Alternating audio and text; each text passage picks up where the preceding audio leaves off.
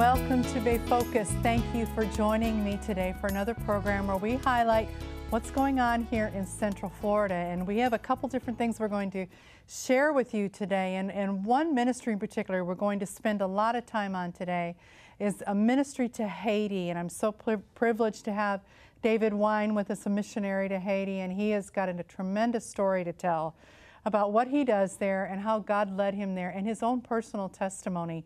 And, you know, we hear different things about Haiti, different ministries go, and they all have different approaches they take, but this one will really touch your heart. Talk about faith in action and how God can take one person and really make a difference. And that is my guest today.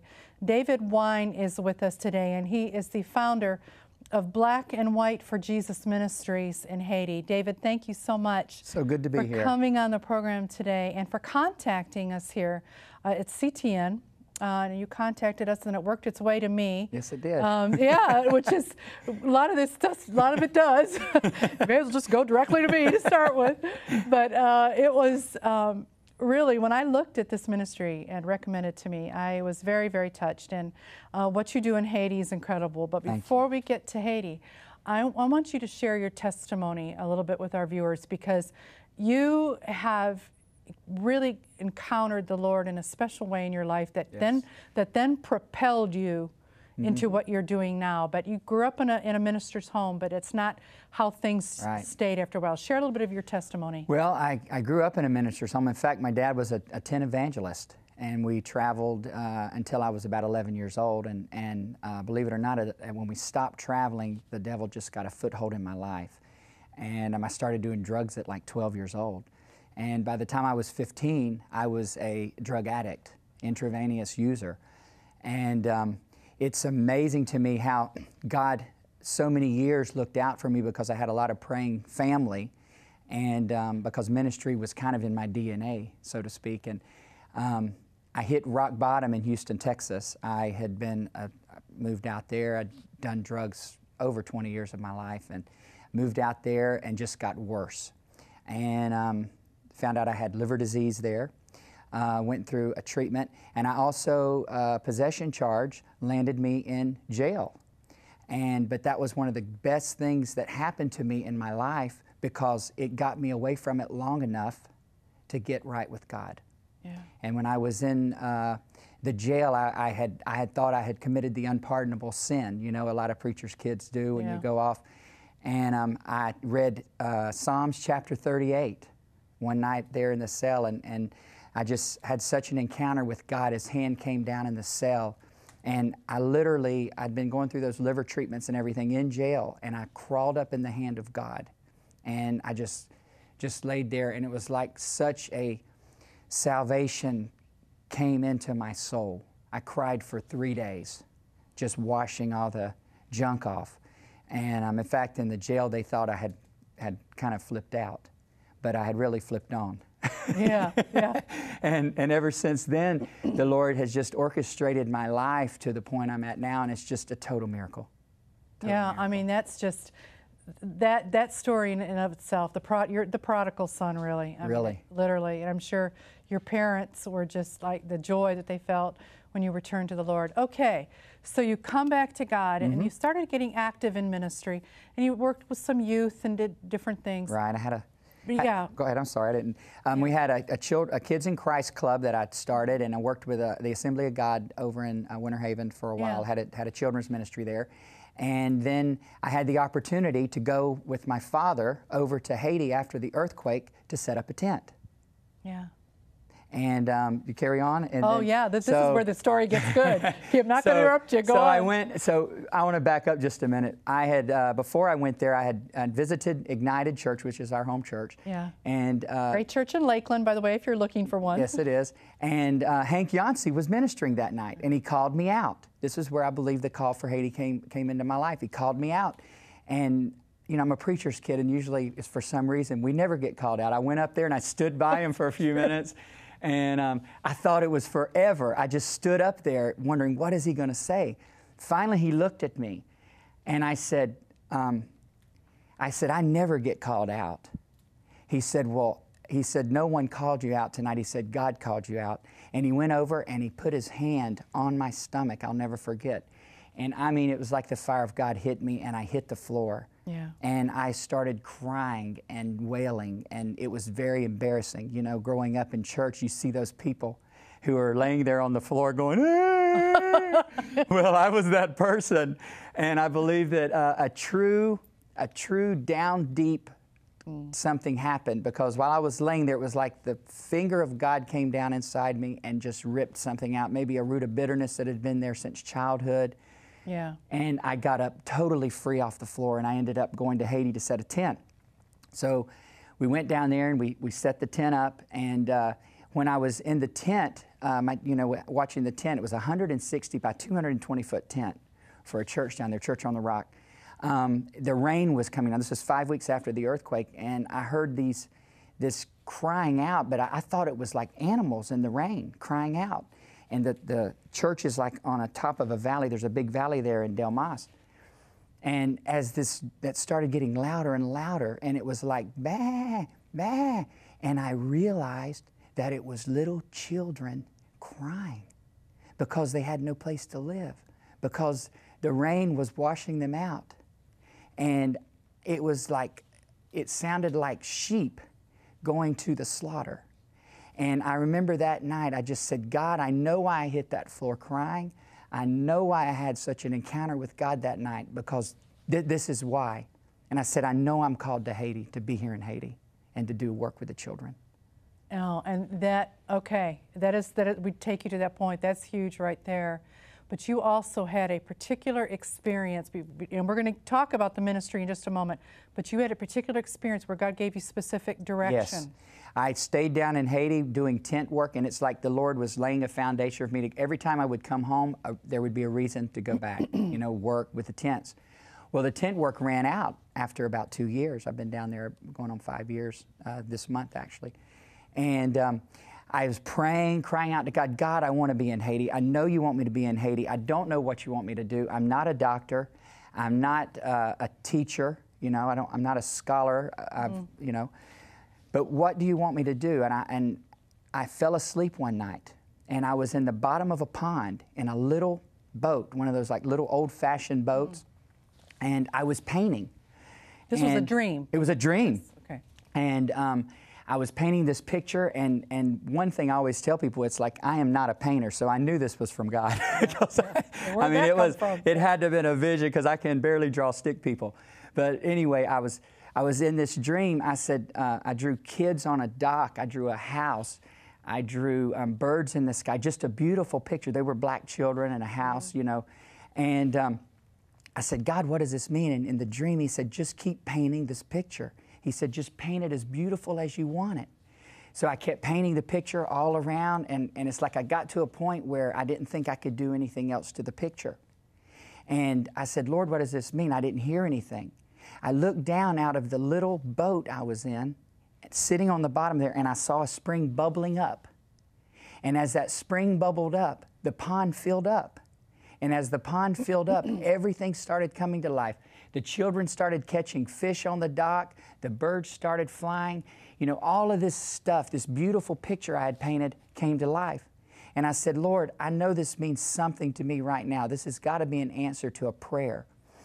And he said, you paint your picture.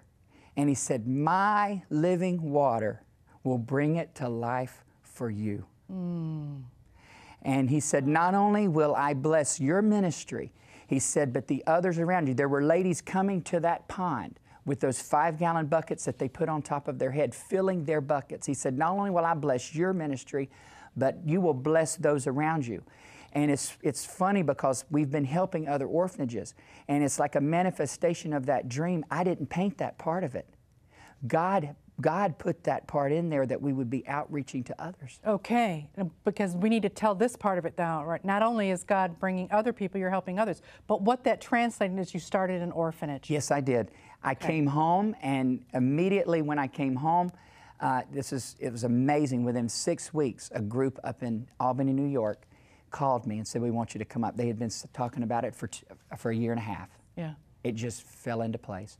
And I went up there, and some members from their church, they wrote a check to transform the house with bathrooms and run water. Okay, and you have, we want to show this right now, and you just, you're going to take a little tour. How many children? Right now, your vision is to grow and expand it, but right now you're dealing. We have 14 boys in the home. Right. And I have a family down there who helps me with the children. I'm down there about 8 months out of the year. And it was a lady and her 2 sons that actually lived in the house. And I just ended up, you know, testing the waters of all this. I leased the home from them and hired them to work in the orphanage. Okay. And then we got our paperwork, and this is all, and you make it sound like it just boom boom. No, this happened over a period of time. This was totally God. Let's take a look at you're going to give us a little tour. Let's take a look at the Black and White for Jesus Ministries Orphanage in Haiti. Hello. This is what the breakfast table looks like when we finish in the morning. And this is Marco. Marco, say hello. Say I'm eating. This is our kitchen of the old place. And this is the house where we've been staying for the last 2 years, the bathrooms. So we really don't have space to grow here. We only got two dorm rooms here. If you'll follow me, Children, I'll show you. These are our dorms here in the orphanage. You can show them the dorm. Okay. Okay? This is a typical Saturday. They just got through eating, so they're really happy today. Of course, when you come here, you're going to have a lap full of kids. Wow. So if you ever visit us, Vicky, say hello. This is Vicky Jelnick. She's the vice president of our group. And the boys are playing marbles down here. But this is an orphanage life. Mama? This is Mama. This is Mama Genesis. She's the mama of the house. And she helps us care for the children. And you come on up here. Come on. Come on, guys.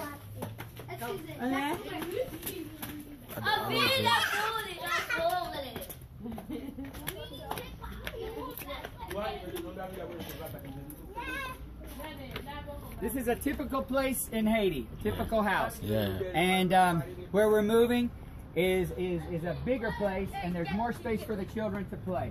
And that, as you can see, is what we really need. But anyway, I appreciate the opportunity of being on this this interview. And come here, kids, quick. Come here, come here. Come here. Tell everybody out there we love you. We love you. God bless you. God bless you. All right. Bye-bye. I love that. I love that. They're so full of joy and happiness. But you are out of room. You are. I know you have looking for new property, looking for new things, because that's close quarters. And we had a total miracle. Would you like me to share that? Sure. We had a total miracle happen in January. We had been praying. A person had pledged some money to us, and they were waiting on a real estate thing to go through. And we prayed every day for almost 2 years for that to go through. Anyway, it finally went through. So in December, we had no money to build. And by January the 10th, from 2 donors, we had the down payment, which is $60,000 to put down on a place. So we are actively looking now, because I feel like it's God's will, you know. Oh, absolutely. That just doesn't happen unless it's God. Oh, all right. We're going to show, because I think so many times you tell the story so much with the children, and your goal is to, right now you have boys, you eventually want to be able to include girls in separate facilities. But we have some pictures as well, and describe for us when we show the pictures here, because we're just showing some children here, some of the children that you're working with, and then you're going to hold up a picture. Well, what are we seeing here? Well, that's an outreach that we did down there at a larger orphanage, and that's the food. We fed over 200 children down there. That's one of the outreaches that I feel like God has us helping with down there. And that's my 2 littlest ones. Adorable. The one on the left is Garrison, and the one on the right is Marco, and we brought Garrison in at 18 months. He was in a tent camp, totally covered with sores and blisters. I mean, you wouldn't have wanted to touch him really unless you were just called to this without having gloves on. That's how bad it was. Yeah. And there's the picture. Oh, I had you have it. I had it there. Good. You forgot we had you can see the sores on his face. And here's one. You want me to show this one here? Or wait a minute? No, let's wait till they're down here. Was that it? Was that all the pictures then? I think that was. Okay. All right. Yeah. Did you have another one I wanted to show this one up close because this is what was on him, totally covering his body. I mean, it was a miracle. And we brought him in. We literally had to hold his hands down beside his at night to keep him from picking these sores. And the other little boy in the video, Marco, he had worms so bad that, I mean, these worms, some of them were not going to get graphic. I don't want to make anybody sick to their stomach, but some of these worms were 10 inches that came out of this child. Okay, well, we have a few more pics. Let's show some more here. That's our Christmas picture. Merry Christmas. That's all the boys there, and they range from 3 years old up to 14 years old. What a great looking group. That's their favorite place, eating time. And that's our table there. We have 14 around that table eating. We have active missionaries who come, and I believe in prayer and talking into these children's lives, and they come a lot and pray and spend time with the children. That's one of my favorite pictures. That's all the little boys at the grocery store. And I love that picture. That's all the little ones. Oh, that's great. Oh, those are just so heartwarming. And we have another video to get to in just a moment, but that one's really going to be awesome for our viewers because you have the children singing. But yes. But all right, you've obviously they've had, like you talked about a little boy that had the worms, and you're getting them food, clothing. Right. What are you all doing? Because you do a variety of things. You have a food ministry. You teach them English. Obviously medical care if they need it. Right. Boxes of Love, children's ministry tent. Tell us what some of those are. Well, we do some outreach down there from the orphanage as the vision God gave me. You know, I believe it's coming forth. But we provide school for those children. We also do English outreach for other orphanages, and we believe in giving. So whatever we get, whatever people give us, as far as clothes and shoes and all of that stuff, we give a 20% out to other orphanages down there. And it's just something we've done since I've been going down. And but we provide also the Boxes of Love. We give boxes of things to children down there. We give shoes, clothes, food. You just meet the need. Yes. Whatever's needed there. And I sing too, so I've done some singing outreaches down there in ministry to the children because that's my love. That's a big part of what it is. All right, we're starting to run out of time. Okay. So I want to get to this video of the children singing. Yes. But let's show that. Let's show that real quick here. We don't want to lose that. Okay. Good morning, Timoon. Good morning, Daddy. You getting ready to go to school? Yes. All right. Well, we're going to sing a song this morning, and I just want y'all to enjoy the song, smile, don't be nervous. Sometimes they get a little nervous when they think they're going to be on video. So just smile and just sing for the people. They want to hear you sing, okay? For school today, all right? All right. We're going to sing on 4. 1, 2, 3, 4. Lord, I need you. Oh, I need you. Every hour I need you. My one defense, my righteousness. Oh God, how I need you. All right, let's try to teach my song. Teach my song to rise to you when temptation comes my way. And when I cannot stand, I'll fall on you. Jesus, you're my hope and stay. Look at Jesus and sing.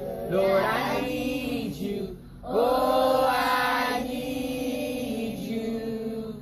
Every hour I need you. My one defense, my righteousness. Oh God, how I need you. Now you know what I want you to do before we go to school? Just say, I love you, Jesus. I love you, Jesus. I thank you, Jesus. I thank you, Jesus. For everything. For everything. In my life. In my life. You happy today? Yes. All right. Well, let's get on and go to school, okay? Have a good day. Thank you. Say bye-bye to everybody. Bye-bye, everybody. Oh boy, that is what it's all about. Yes, I it mean, is. right there, David. Oh my gosh, that just warmed your heart. All right, how can our viewers help you? Well, right now we have an active building fund because we're looking, and of course in Haiti it's not like it is here. You have to buy and pay within 3 years. So we're got that going. We also receive donations at our address. You can find all that on the website. You can also donate through the website. We have donations through the website, and we're a full 501c3. Yeah. So just whatever the Lord lays on your heart to do, we accept. Because we help girls down there, we help other orphanages. We even give, you know, I take shoes and clothes sometimes to ladies. So if you have a box of dresses or anything, just ship them to us, and I'll take them at the end of the year. Is it is there any improvement in the situation down there at all? They are improving. They've done a lot of tearing down and removing of stuff. So right now they're kind of in a building mode, and I really see a lot of changes happening there, slowly but surely. The need is still great. But the need is great with the children, and that's why we want to open up. There's as many girls in the street as there are boys. Yeah. Okay, David, we are so thankful that you've come and shared this with us thankful to today. be here. And stay with me for a moment. So, stay tuned on the screen. You're going to see how you can contact David Wine, too, and his ministry. We'll be right back. To contact missionary David Wine, please call Black and White for Jesus Ministries at 863-647-2448 or send an email to david@blackandwhiteforjesusministries.org. To find out more about David Wine's ministry in Haiti, please visit www.blackandwhiteforjesusministries.org or find the ministry on Facebook.